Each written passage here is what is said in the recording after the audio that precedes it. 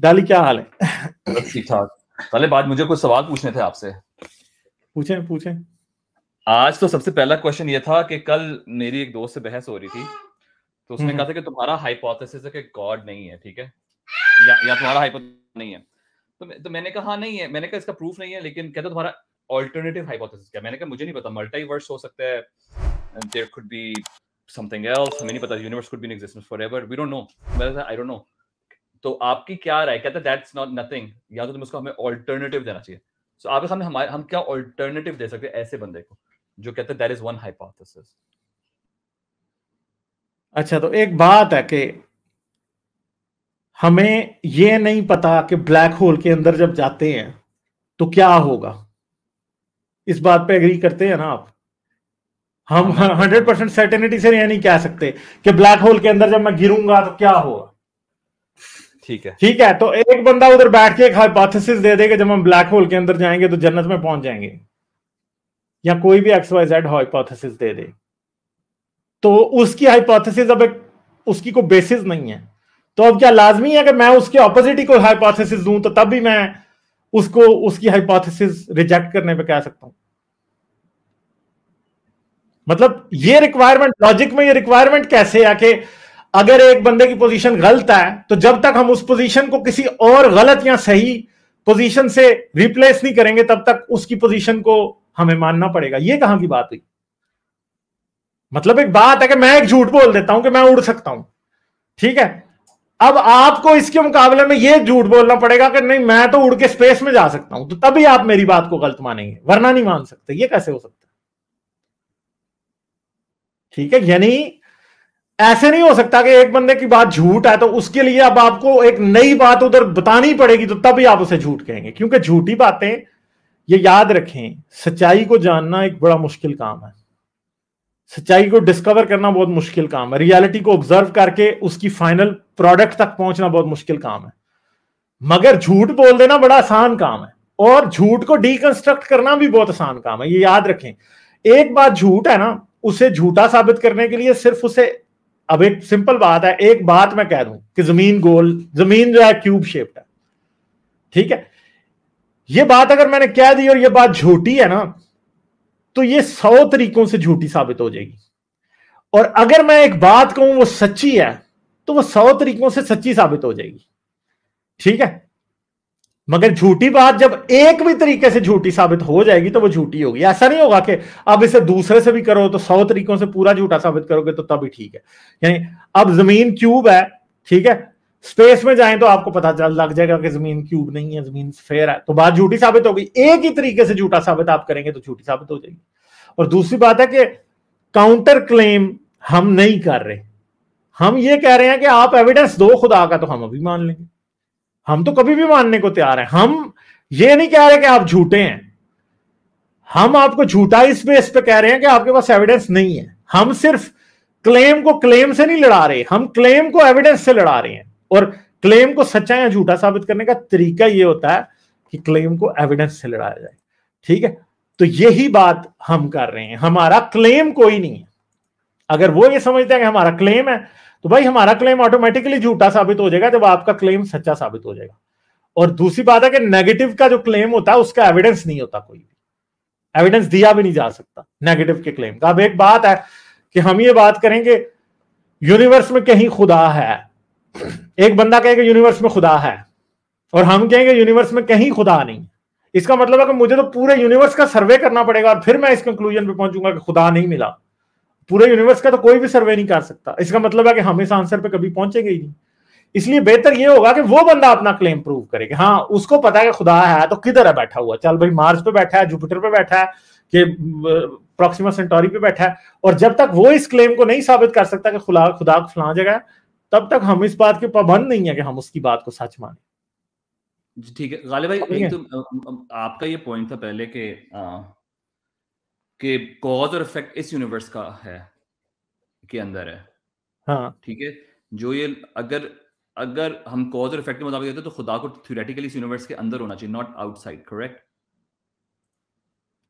जो आपका cause and effect को अगर हम देखें तो खुदा को इस यूनिवर्स के अंदर होना चाहिए, लेकिन नहीं, मगर ये काफी हाइपोथेटिकल सी बात है ना। लेकिन अगर एक सेकंड, अगर मेरा सवाल ये पूरा है कि अगर आप कॉज एंड इफेक्ट को समझते हैं कि हमारे जो एनालिसिस दे रहे हैं, लेकिन वो लोग तो कहते हैं वो बाहर है, तो उसका नहीं, तो नेगेशन दे सकते हैं उसके लिए देखें, एक बात है ना, आपको फिर ये साबित भी करना पड़ेगा ना कि यूनिवर्स का कोई बाहर भी है। कौन सा बंदा है जो ये साबित कर सकता है कि यूनिवर्स का कोई बाहर है?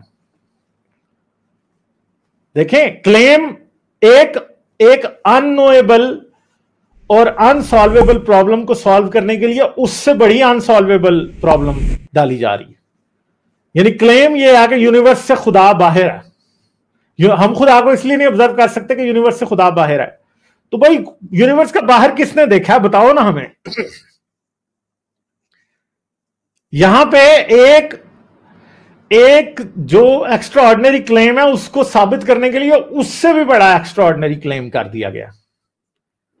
ठीक है, ये बात मैं समझ गया आपकी बात। फिर मेरा नेक्स्ट क्वेश्चन ये, मुझे पता है बड़ा बेसिक सा आर्ग्यूमेंट है और हमें उसका जवाब नहीं पता, लेकिन वो कहते हैं जब हर चीज बनाई गई है तो मैंने कहा कि अगर तो तुम समझते हो कि हमें बनाया गया, तो फिर जो तुम्हारा बनाने का आर्ग्यूमेंट है वो तो खुदा पे भी साबित होता है कि वो भी बनाया गया है। अगर हम कहें कि खुदा को किसने बनाया, तो कहते मैंने कहा वो कहते हम खुद उसको जाके पूछ लेंगे वो क्या बात है। मैंने कहा तो जो तुम्हारा आर्ग्यूमेंट है हम उस आर्ग्यूमेंट वैसे कह सकते हैं कि यूनिवर्स हमेशा से था हाइपोथेटिकली, उसको किसी में हमें नहीं पता, जो पता चलेगा पता कर देंगे। आपके सामने ये दिस इज अ लॉजिकल। देखिए, एक बात सिंपल सी है, मुझे तो एक बात जो सबसे बड़ा मजहबी लोगों का प्रॉब्लम है ना, उनको अननोन और अननोएबल से बहुत बड़ा प्रॉब्लम है। वो सबसे बड़ी मजहब की स्टुपिडिटी ये है कि वो आपको ये बताता है कि ये बात आपको पता है जबकि आपको नहीं पता होती। ठीक है, अननोन जो है ना या अननोएबल जो है, चाहे वो करंटली अननोएबल हो, फ्यूचर में नोन हो जाए, या वो फ्यूचर में भी अननोएबल ही रहे, उसकी बेस पे कोई दावा नहीं किया जा सकता जब तक वो डेफिनेटली नोन नहीं है। क्योंकि नॉलेज इस बात को नहीं कहा जाता कि क्लेम हो कोई। नॉलेज वो होता है जो सब्सटेंशियल आपके पास उस बात को आप अच्छे तरीके से जानते हो, नॉलेज वो होता है। तो खुदा के होने का नॉलेज जो है basically that should be based on some solid ground. जब तक वो सॉलिड ग्राउंड आपके पास नहीं है तब तक आप खुदा के होने का दावा नहीं कर सकते। और जो भी दावा वो करता है, वो दावा तो कर सकता है, जारी बात है, दावा तो इंसान कोई भी क्लेम कर सकता है, मगर वो क्लेम जो है वो एक अबसर्ड क्लेम है, क्योंकि उसे तब तक सही साबित नहीं किया जा सकता जब तक उसका ऑब्जर्वेशनल एविडेंस नहीं मिलेगा। ऑब्जर्वेशनल एविडेंस तो जारी बात है, ऑब्जर्वेशनल एविडेंस को खुदा का दे दे तो हो जाए। और दूसरी बात है कि बाकी क्रिएशन हर चीज, भाई पहले आपको ये तो साबित करो कि हम क्रिएटेड हैं। ठीक है, ये तो साबित करो कि हम क्रिएटेड हैं। भाई हम ही नहीं क्रिएटेड नहीं साबित, दरख्त नहीं क्रिएटेड साबित, दरिया नहीं क्रिएटेड साबित। आज ये बात साबित हो चुकी है कि ये जमीन क्रिएटेड नहीं है। नहीं, जमीन जो है वो तो हमें पता है, लेकिन हम एक जगह फंस जाते हैं। जैसा अब हमें पता है कि हम अर्थ के 3.6 बिलियन ईयर्स पहले मैग्मा के थ्रू वो जो प्रोटीन्स बनी थी उसके थ्रू हम इवॉल्व हुए, यूनिसेलुलर ऑर्गेनिज्म बने, and then the process of evolution started. ठीक है, हम उसके बाद से हम डिसाइफर कर सकते हैं, लेकिन पॉइंट है कि हमारे पास अभी भी तो एक अननोन है ना कि हम कैसे है, तो उसके पीछे they still have an argument. नहीं, तो ये अननोन तो नहीं है। हाँ, वो तो उनकी डिक्शनरी में अननोन इसलिए है क्योंकि उनका फेथ इस बात के खिलाफ है। We know how we came to be. Evolution जो है वो हमें बताती है कि हम कहां से आए हैं, इस बात का पूरा एविडेंस है कि इंसान कैसे आया।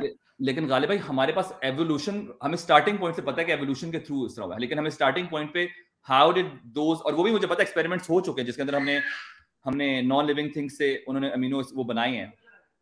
लेकिन पॉइंट है कि हम वो परचेज तो हमारे पास अभी भी प्रूफ नहीं ना, वो तो अभी in a way it's a black hole still. नहीं, मसला ये नहीं है ना। एक बात है, रिलीजन के 2-3 बड़े बड़े क्लेम हैं जो कि प्रिंसिपल क्लेम है। पहला क्लेम है कि सब कुछ खुदा ने बनाया। दूसरा क्लेम है कि खुदा को, इंसान को खुदा ने बनाया। ठीक है, मुझे बात बताएं कि रिलीजन का अगर एक क्लेम में रिलीजन झूठा है तो हम दूसरे में कैसे मान लें कि वो सच्चा है। और हमें आज इस बात का डेफिनेटली पता है कि खुदा ने हमें नहीं बनाया। खुदा ये कहता है कि उसने हमें मट्टी से बनाया, उसने हमें पानी से बनाया, उसने हमें अपने हाथ से बनाया, उसने हमें आज से 5000-6000 साल पहले बनाया था, उसने हमें फाइनल फॉर्म में बनाया कि हम ऐसे ही थे हमेशा से, हमें हमेशा से बोलना आता था, उसने हमें बोलना सिखा के जमीन पे उतारा।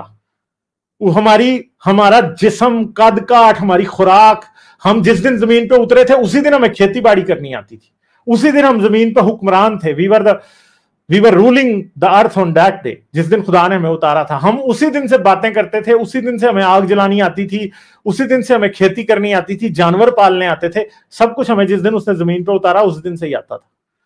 आज ये बात सब्सटेंशियली झूठ साबित की जा चुकी है हर लिहाज से।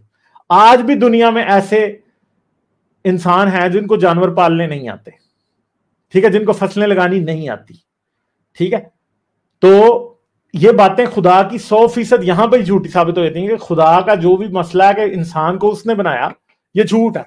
और एक बात है कि अगर इंसान को उसने नहीं बनाया तो फिर बाकी की बातों को झूठा सच्चा मानने की क्या जरूरत है। और दूसरी बात है कि ओरिजिन ऑफ लाइफ कैसे हुआ, वो एक अलग क्वेश्चन है। मेन क्वेश्चन ये है कि खुदा ये कहता है कि उसने इंसान को एक फिक्स शेप और फॉर्म में मिट्टी से एक खास वक्त पे बनाया था, ठीक है जी, ये बात खुदा ये कहता है। लेकिन अब ये लोग ये चीज मान चुके हैं। अब जो मॉडर्न मौलवीज हैं, गांधी के फॉलोअर्स मान चुके हैं कि हम इवॉल्व हैं। लेकिन मेरी बात का कंक्लूजन, जी गालिब वो पॉइंट यहां पे लेकर आते हैं कि हमें राइट और रॉन्ग का पता है। एज एन एग्जांपल, ठीक है, मैंने कहा कि हमें राइट और रॉन्ग का इसलिए पता है कि हमने, और वो राइट और रॉन्ग हमने बनाए जो कि चेंज होते टाइम के साथ, और वो इस वजह से कि हम एक सोशल स्पीशीज हैं। हमने because living in a social environment we had to help each other to see how, like, आपको पता है कैसे you scratch my back I scratch your back, so we had to gain that trust amongst each other। तो उसकी वजह से हमने फैसले के within our own communal society के ये चीज सही है, ये चीज गलत है। उसने कहा कि हर इंसान चाहता है, कोई नहीं चाहता कि उससे कोई चीज छीने। मैंने कहा वो तो जानवर भी नहीं चाहता। कोई जानवर का कोई किसी शिकारी शेर का वो लगड़ बगा लेके जाने की कोशिश करता है, वो जैकल, वो सॉरी हाइना, तो शेर उसके पीछे भागता है। हर कोई अपनी प्रॉपर्टी समझता है, these are like basic instincts. मगर वो लोग समझते हैं कि देयर इज अ राइट और रॉन्ग। ये मैंने कहा कि राइट और wrong is never absolute, it's ever evolving. आपको लगता है कि जो मेरा आंसर है वो ठीक है? मेरी पहली बात इनकम्प्लीट रहेगी। अगर खुदा ने इंसान को अपने हाथ से नहीं बनाया और इंसान इवॉल्व हुआ है, तो ये बात काफी है खुदा को झूठा साबित करने के लिए। ओरिजिन ऑफ लाइफ जैसे भी हुआ, ठीक है, खुदा अगर ये कहता है कि ओरिजिन ऑफ लाइफ उसने किया है, मगर जो उसका क्लेम है कि इंसान को उसने बनाया वो झूठा साबित हो जाता है, तो हम उसका क्लेम ओरिजिन ऑफ लाइफ पे कैसे सच्चा मान लें। दूसरी बात है, मजहब इधर ही झूठा साबित हो गया कि जैसे उसने कहा था कि इंसान को बनाया गया, वो झूठ हो गई सब बात साबित। अब हम उसके बाकी के क्लेम्स क्यों माने जब एक क्लेम में झूठा साबित हो गया। तो अगर मजहब अपने, मैंने जैसे पहले कहा था कि झूठ को झूठ साबित करने के लिए सिर्फ एक बात में झूठा आप साबित करते हैं, वो झूठ साबित हो जाता है। तो मजहब इसी प्रिंसिपल के तहत झूठा साबित हो गया कि इंसान को बनाने में आज ह्यूमन एवोल्यूशन को हम बियॉन्ड एनी डाउट साबित कर चुके हैं, जेनेटिक एविडेंस की बेस पे 100%। अब कोई डाउट की बात ही नहीं रही कि इंसान इवॉल्व हुआ या नहीं हुआ। We know that humans have evolved. हमारे पास इसका आज कंक्रीट एविडेंस है जेनेटिक्स की शक्ल में, ठीक है, और आने वाले हर साल के साथ मजीद ज्यादा होगा। जी वो कहते हैं मोरालिटी इवॉल्व हुई ना, मोरालिटी समथिंग। हाँ, मगर मोरालिटी का क्वेश्चन तो एक सिंपल सा है। मोरालिटी का क्वेश्चन ये है कि असल में ह्यूमन मोरालिटी की बेसिस क्या है? Anything that is harmful to human as an individual और as a species is evil. Simple सी बात है। फिर आज मोरालिटी हमारी मजीद एक्सपैंड हो गई। आज सिर्फ यही चीज इसमें नहीं आती, anything that harms the environment is also evil, ठीक है। आज बातें इससे आगे निकल गई हैं। और ये मोरालिटी जो है ये इसलिए है कि देखें, जब दो इंडिविजुअल ऐसे हैं, दो होमोसेपियन आज से 70,000 साल पहले कहीं रहते थे, ठीक है, बोलना भी उनको नहीं आता था, तो क्या उनको ये पता था इस बात का कि अगर एक जो है उठ के दूसरे को मारे तो वो अच्छी बात है या गलत बात है? उनको बोलना नहीं आता था, उनके पास कोई तौरात, अंजील, कुरान कुछ भी नहीं था। तो मुझे बताएं कि जब ये वाला इसको मारेगा तो ये क्या करेगा? ये वापस रिटेलिएट करेगा, रिटेलिएट करेगा या छुप जाएगा या कुछ तो करेगा ना। उसे छुपता भी इंसान क्यों है किसी से? क्योंकि उसे पता है कि ये मेरा कुछ बुरा करेगा।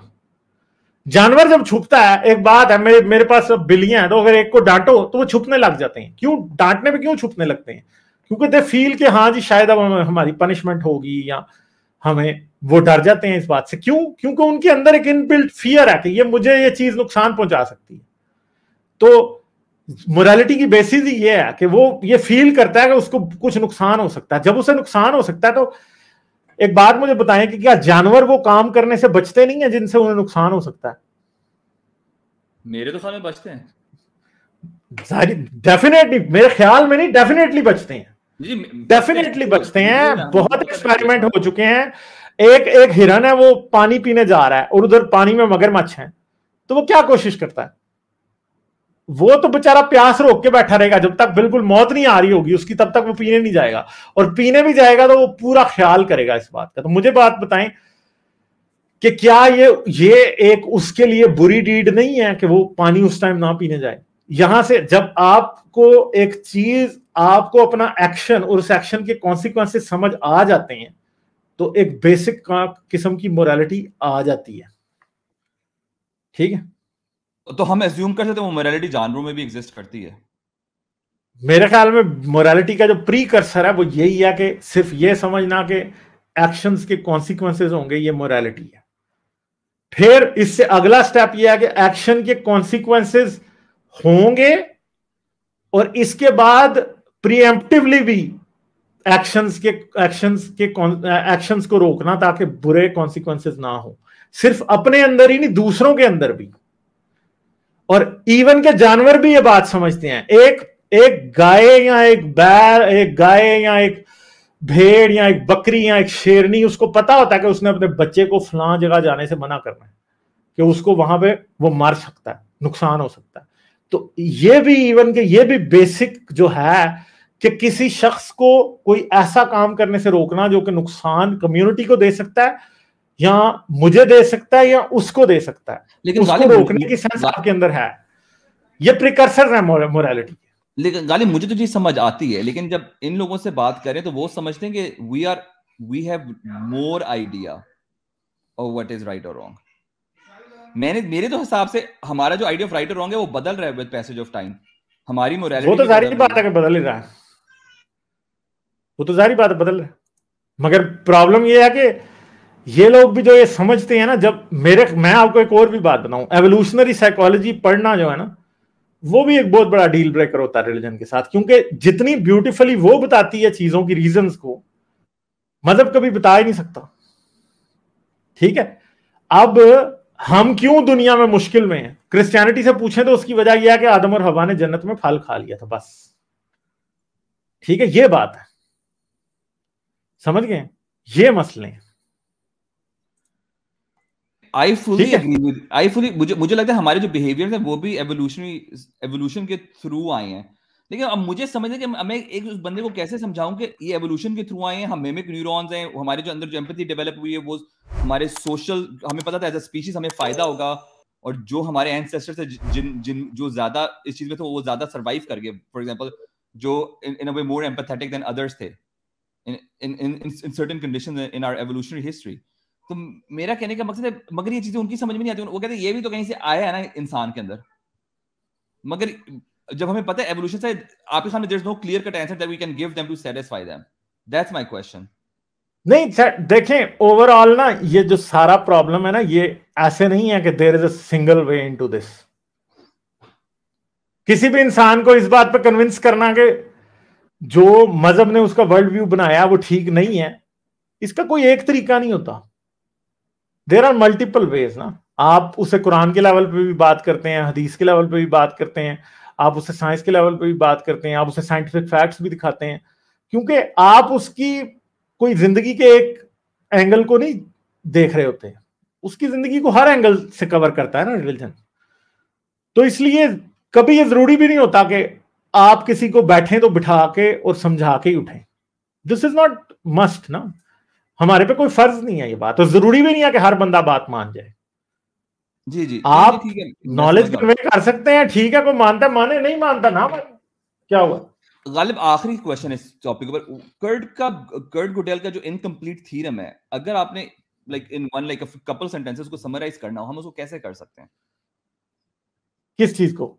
वो कर्ट गोडेल के इनकम्प्लीटनेस थ्योरम को, जो उसके टू जो हैं पार्ट के इनकम्प्लीटनेस, जो आपने जिक्र किया है पहले, और आपने काफी एक्सप्लेनेशन दी हुई है कर्ट गोडेल के। यार इनकम्प्लीटनेस के थ्योरम का जो सबसे बड़ा बेसिक है वो ये है कि दुनिया में हर कोई लॉजिकल सिस्टम, इवन के मैथमेटिक्स, कुछ ऐसे प्रिंसिपल्स पे बेस होता है जिसको उसके अपने अंदर रहते हुए डिफाइन नहीं किया जा सकता। जैसे एडिशन है मैथमेटिक्स के अंदर, आपको एडिशन का प्रूफ नहीं मिलेगा मैथमेटिक्स के अंदर। ठीक है, ठीक है, एडिशन को आप सच मान के चलेंगे, हाँ, ये प्रिंसिपल कहां से आया?